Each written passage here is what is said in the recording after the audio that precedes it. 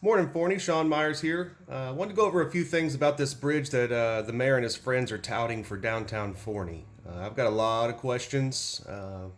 Part of the reason I have a lot of questions is because this was never presented to City Council.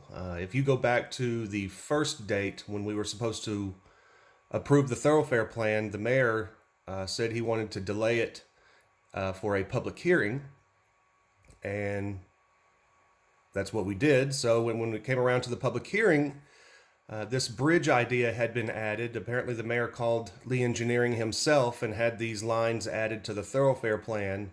And as we all know now, it's to use for his campaign. We don't know anything about it. So what I did is I called and emailed Lee Engineering and asked some questions about this bridge idea to see what they knew about it.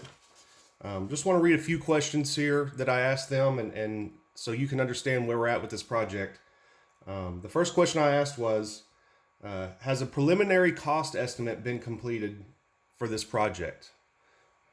Actually, I said, has a preliminary cost estimate on this project has not been completed?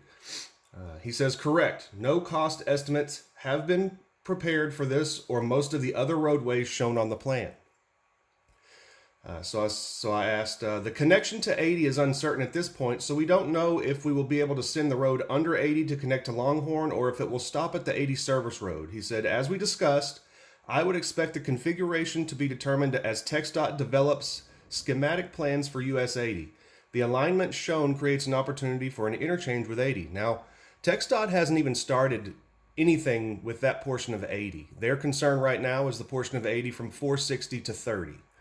So an interchange right there is going to be years down the road at best. The next question I asked was, we are currently uncertain of how the Oak Street extension between Church and Main may affect the properties there and the road that it'll go through. We selected an alignment, but what he says is we selected an alignment between Church and Main that utilizes existing public right-of-way south of Main Street and aligns with Douglas Street right-of-way south of Church. Now I'm going to show you where this Oak Street road goes through here in just a second and see how many properties that affects. I said, we are currently uncertain of whether the bridge will start and end between Broad and Main, and he said that is correct. I said, it appears the south side of Oak Street will go through a baseball field in Mulberry Park. Do we know yet how this will affect the baseball field? He says, we do not. The alignment shown is an attempt to minimize the impact on the ball fields. Well, we're not going to have a road going through a baseball field. I say as long as I'm in there. I'm only one vote, but I can't imagine that we would ever vote on that. The Oak Street Road, I said the Oak Street Road and bridge are shown as a minor collector, so that means the road will be one lane in both directions. Is that correct? He said that is correct. The proposed right-of-way is 60 feet, and the roadway would have one lane in each direction. I'll tell you my concerns about that here in a few. Let me show you now. I'll show you the thoroughfare plan real quick.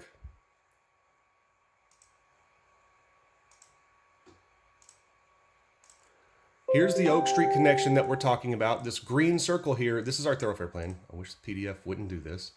The green circle there is the bridge.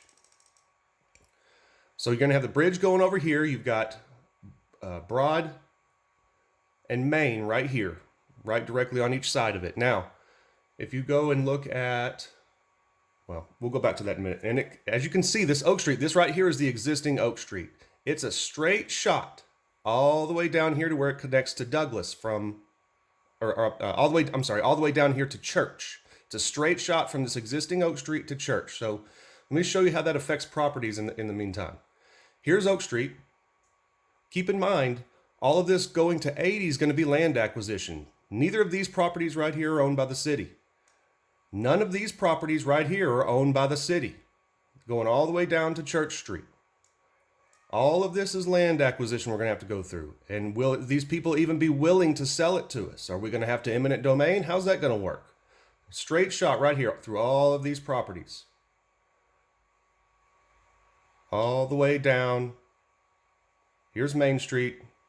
And through here's Church right here. And here's where they propose to connect this road.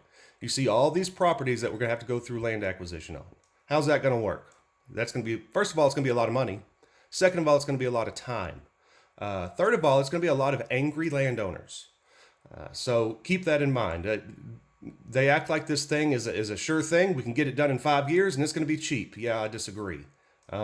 Right here, you can see this is the railroad. The railroad has 100-foot right of way right here. They have all of this right here is their land.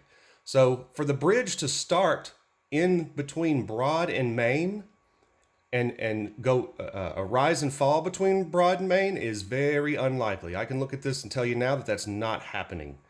They showed on their 3D renderings that it would only have the railroad going in between it, but I can tell you now it's also going to have to go over Main and Broad. So then that means that you have your bridge rising and falling on this side of Broad and this side of Main. I can tell you now that this street here, Oak Street, is going to have to be widened. This existing and going all the way down through here this Oak Street right here would have to be widened, and all this going down through here would have to be widened as well. This Douglas Street would likely have to be widened.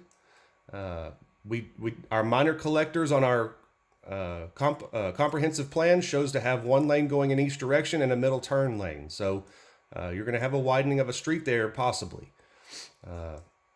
So as you can see, especially right here around the bridge, all this is going to have to be widened. All in here for the bridge to connect to and come down here. That's going to be a lot of land acquisition. So that's, as far as this, this is on Kaufman CAD, by the way. You can look this up anytime. But that's my concern here. Now let's go back to the thoroughfare plan.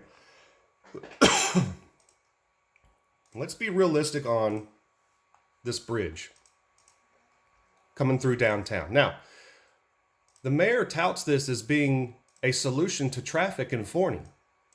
Now, if we're building a bridge down here on the south side of town, oh my, with this, okay. Here we are. This is the south side of town. Here's US 80. This bridge helps no one on the north side. It does nothing for anyone up here on the north side. We have a ton of residents up here. The biggest growth in housing is up here on the north side. So this bridge does nothing for anyone on the north side. I live in Fox Hollow. I'm not traveling over here in the morning or in the evening to go over this bridge just across the railroad track. I think everyone in Fox Hollow is still going to take 548. They may take the bridge a couple of times and they're going to figure out that I have to go all the way through downtown to get over this bridge to get to 80. Here's the other concern. If TxDOT's not going to build an interchange at 80 here for who knows how long, that means if Oak Street comes over here and just connects to the service road, you still have to come back down the service road to 548 and circle under the bridge to get to Dallas, which is where most of us are going in the morning. If you're coming home from Dallas in the evening, the only exit you have to get to this bridge is way back at 460. You're going to have to exit back at 460/Clements, come down all the way down the service road and hit this bridge. You're also going to be sending supposedly all this traffic in Forney just because they want to go over this bridge all through downtown Forney, which has a bunch of one-lane roads, and we already have some traffic down around the Warren area. Bodark is pretty busy right now already. So I think let's just call it very optimistic to think that this bridge is actually going to do anything for the traffic in Forney. You have these people in downtown. Maybe Chestnut Meadows would use it. I'm sure they would. But if you have all of Chestnut Meadows, downtown, Dalview, and all these people over here using this bridge, traffic, because it's one way. It's going to be one lane, so you're going to have traffic on this bridge. So is it really benefiting anything? That's why I believe, and I'm going to show you my plan with our thoroughfare plan here later today. I'm going to record a video for that, and I'll show you what my plan is. This project, by the way, would take years. I don't care what they say. They're not getting this done in 5 years. It is not happening. You have to work with TxDOT here to even connect to their service road. We're going to have land acquisition. We're going to have to work with Union Pacific here. It's going to be a lot of time and money. The Margaret McDermott Bridge, the 30 bridge in downtown Dallas with the arches, they show arches on their bridge here. The arches alone on that bridge in downtown were $115 million. And Denise Bell in her Forney Post article made a comment that she's done some calculations because she has no expertise in any of this, but she's done a calculation, she says, and it would cost $3 million. Listen, everyone, if you believe that, I don't know what to tell you, but it's not even remotely accurate to say that this bridge and road would be $3 million. A 1 mile, 1 lane road is $1.1 million cost. And that's based on numbers that our city engineer has given me based on estimates that they have been given for projects in town. $1.1 million for a 1 lane, 1 mile road. You add a bridge into that, costs go up significantly. You add arches on top of that to make it look the way that they say they want to make it look, it goes up significantly. So I just wanted to kind of point all this stuff out. We need to look at this bridge deal realistically. In my opinion, this thing was done for a campaign ploy. And I think after showing you all this stuff, I think you can probably understand that. The other thing too is, like I said, down here where they show it extending down here past college, it goes right through Mulberry Park and right through a baseball field. It's just, the planning just seems poor, and it doesn't make a whole lot of sense to me. It shouldn't make any sense to you either. Listen, I would love a bridge to go over the tracks, but it has to be in the right spot. It has to be done right, and we have to consider how much we're going to spend on it. If we put all of our eggs in this basket right here, it's not going to help us like the plan that I have, and it's going to cost us just as much money, probably more. That's all I have to say at the moment, I believe. I'm going to talk to you about my thoroughfare plan here in a little while. I'll record a video there. We've got lots of Easter stuff going on today, so happy Easter. I'll talk to you later on. Thank you.